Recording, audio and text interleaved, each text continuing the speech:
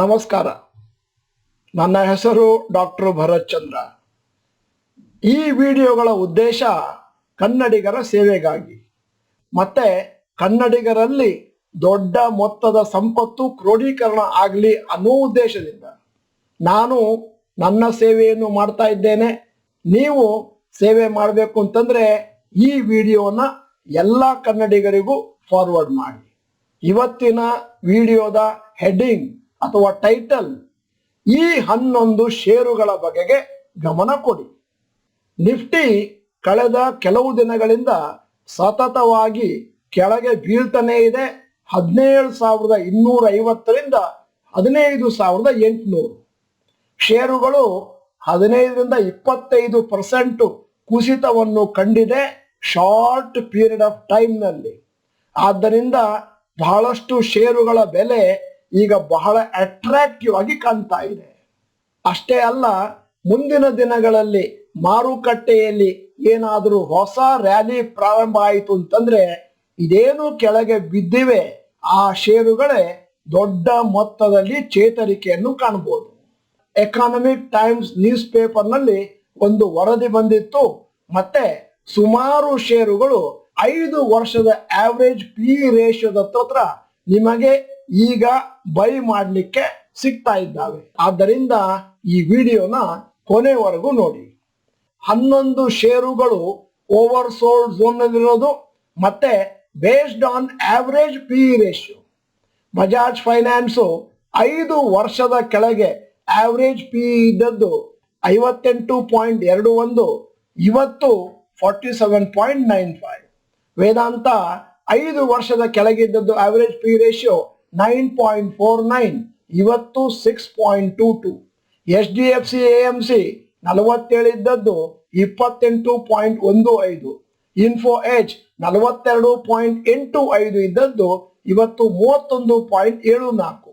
Tata communications 28.80 ಇದ್ದದ್ದು ಈಗ 18.73. ಈ ತರ ನಾನು ಪಿ ರೇಷಿಯೋದ ಫಿಗರ್ಸ್ಗಳನ್ನು ಹೇಳ್ತಾ ಇದ್ದಾಗೆ ಷೇರು ಮಾರುಕಟ್ಟೆ ಹೊಸಬ್ರು ತಿಳ್ಕೋಬಹುದು, ಡಾಕ್ಟರ್ ಭರತ್ ಚಂದ್ರ ಮಿಸ್ಟೇಕ್ ಮಾಡ್ತಾ ಇದ್ದಾರೆ, ರೂಪಾಯಿಗಳಲ್ಲಿ ಅಂತ ಹೇಳ್ತಾ ಇಲ್ಲ, ಪರ್ಸೆಂಟೇಜು ಹೇಳ್ತಾ ಇಲ್ಲ ಅಂತ. ಆದ್ದರಿಂದ ತಿಳ್ಕೋಬೇಕು, ಷೇರು ಮಾರುಕಟ್ಟೆಯಲ್ಲಿ ಪಿ ಒಂದು ನಂಬರ್ ಆಗಿರುತ್ತೆ. ನೀವು ಡಾಕ್ಟರ್ ಭರತ್ ಚಂದ್ರ ಕಾರ್ಯಾಗಾರವನ್ನು ತಗೊಂಡ್ರೆ ಪಿ ರೇಷಿಯೋದ ಮಹತ್ವ ನಿಮಗೆ ತಿಳಿಯುತ್ತೆ.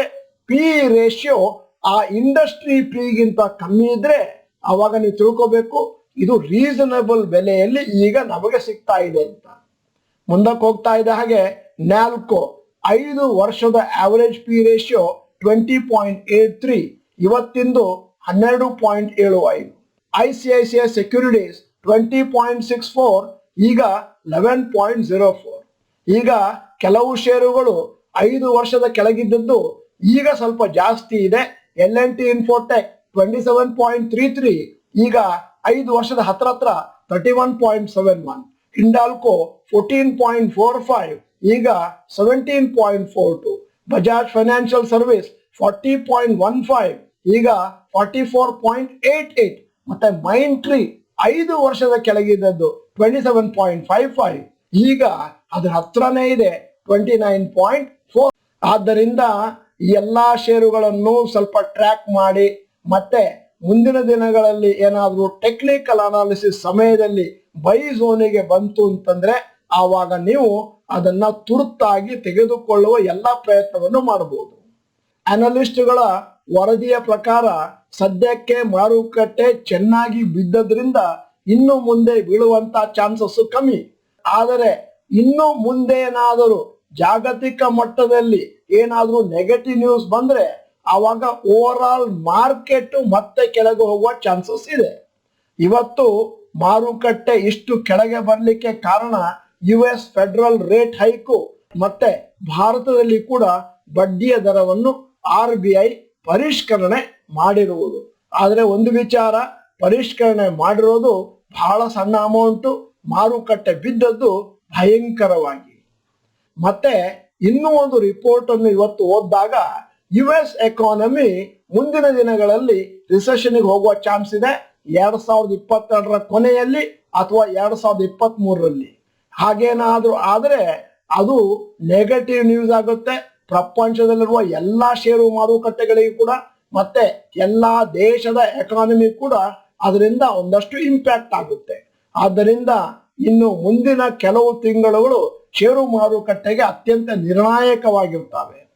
ಆದರೆ ಒಂದು ವಿಚಾರ, ಅದೇನು ಶಾರ್ಟ್ ಟರ್ಮ್ ನಲ್ಲಿ ಮಾರುಕಟ್ಟೆಯಲ್ಲಿ ಫ್ಲಕ್ಚುಯೇಷನ್ ವೈಪರೀತ್ಯ ಇದೆಯೋ ಅದನ್ನ ನೀವು ಟೋಟಲ್ ಆಗಿ ನೆಗ್ಲೆಕ್ಟ್ ಮಾಡಬೇಕು.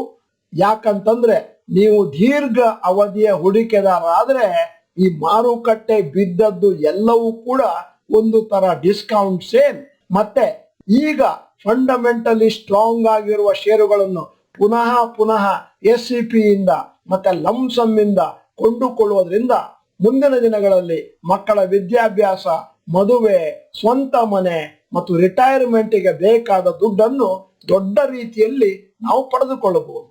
ಎಂದಿನಂತೆ ವಿಡಿಯೋದ ಕೊನೆಯಲ್ಲಿ ನಮ್ಮ ಸಮೀಕ್ಷೆಗಾಗಿ ಒಂದು ಪ್ರಶ್ನೆ. ಸರ್ಕಾರದ ಅಂಕಿ ಅಂಶಗಳ ಪ್ರಕಾರ ರಿಟೇಲ್ ಇನ್ಫ್ಲೇಷನ್ ಭಾರತದಲ್ಲಿ 8 ವರ್ಷದ ಹೈಯೆಸ್ಟ್ 7.79% ಇದೆ ಏಪ್ರಿಲ್ 2022ರಲ್ಲಿ. ನಿಮ್ಮ ಫ್ಯಾಮಿಲಿಯ ಖರ್ಚು ಹೇಗಿದೆ? ನಿಮಗೆ 2 ಆಯ್ಕೆಗಳು, 8%ಗಿಂತ ಮೇಲೋಗಿದೆ, 8%ಗಿಂತ ಕೆಳಗಿದೆ. ಯಾವುದು ಸರಿ ಅಂತ ಯೋಚನೆ ಮಾಡಿ ನೀವು ಕಮೆಂಟ್ ಬಾಕ್ಸ್ ನಲ್ಲಿ ಟೈಪ್ ಮಾಡಿ. ನೀವು ಡಾಕ್ಟರ್ ಭರತ್ ಚಂದ್ರ ಚಾನಲ್ ಮೆಂಬರ್ ಅಲ್ಲ ಅಂತಂದ್ರೆ ಇದೀಗ ಸಮಯ, ಸಬ್ಸ್ಕ್ರಿಪ್ಷನ್ ಬಟನ್, ಬೆಲ್ ಐಕಾನ್ ಒತ್ತಿ. ವಿಡಿಯೋ ಚೆನ್ನಾಗಿದ್ರೆ ಎಲ್ಲರಿಗೂ ಕಳಿಸ್ಕೊಡಿ. ಇದು ನಿಮ್ಮ ಕನ್ನಡಿಗರ ಸೇವೆ ಅಂತ ತಿಳ್ಕೊಬೇಕಾಗತ್ತೆ. ಮತ್ತೆ ವಿಡಿಯೋ ಚೆನ್ನಾಗಿದ್ರೆ ಲೈಕ್ ಬಟನ್ ಒತ್ತೋದನ್ನು ಮರಿಬೇಡಿ.